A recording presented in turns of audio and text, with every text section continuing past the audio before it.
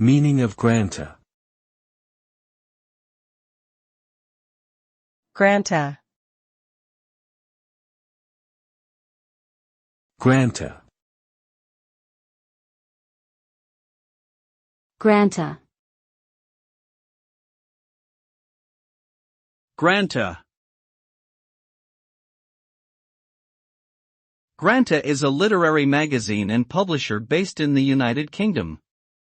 The name Granta comes from the river that runs through the university city of Cambridge, England, where the magazine was first published in 1889. Over the years, Granta has published works by many acclaimed writers, including Margaret Atwood, Kazuo Ishiguro, and Zadie Smith.